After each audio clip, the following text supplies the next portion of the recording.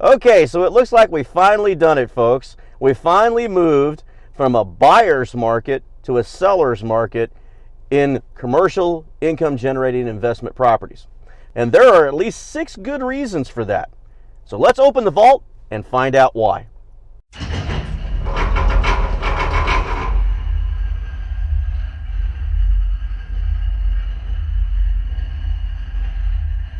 All right, thanks for joining me.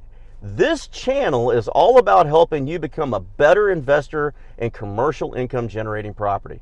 And in order to do that, you have to control at least one of the following 4 areas. You have to have at least the real estate or the rights to real estate, or what we call real property. You have to have knowledge of real estate. You also have to have the money, of course, and then an end user in mind. All right. Now, this particular video covers the knowledge section.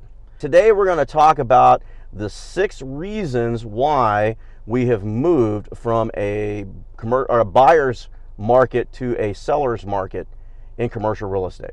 All right, here we go. The first reason is that commercial always lags residential. And as you've known since the pandemic has begun, residential prices have gone through the roof.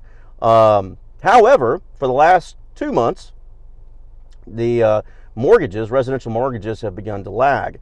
And so what we're now seeing is opening up into the commercial side.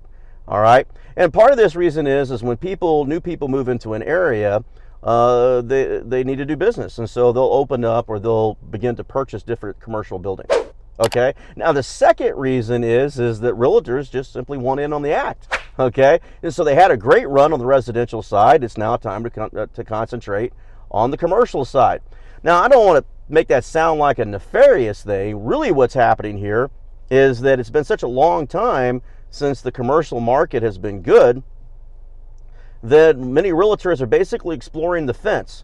And so many of the prices that I'm now seeing in the market, especially with the portfolios that we're creating, and we just got through creating a whole bunch of portfolios, is that the prices of the property are not just a little overpriced, they're extremely overpriced.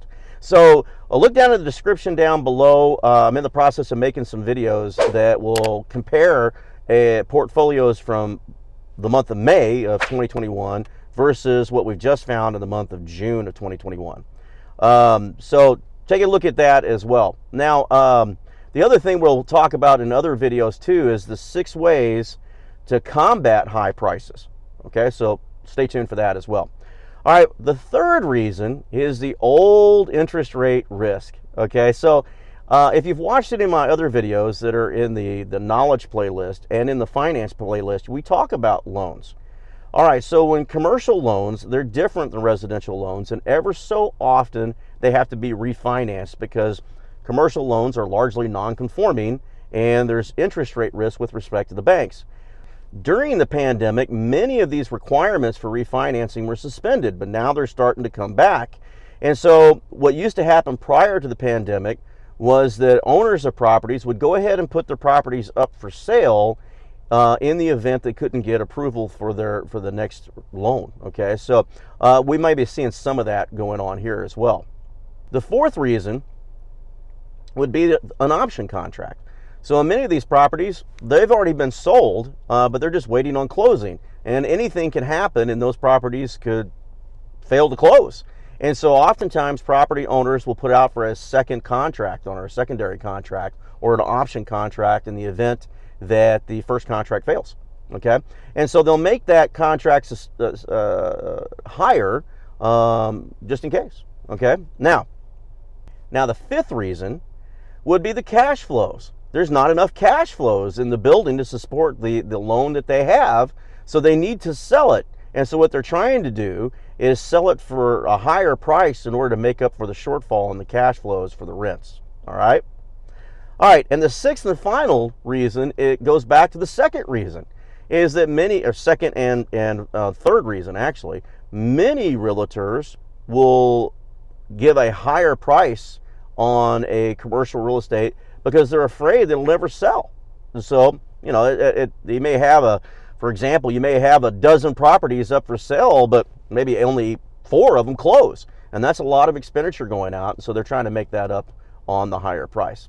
Another good reason that's, the 6.2 is that realtors are also sales agents, and they know it's much easier to start off higher and move lower in price than to try to go up in price.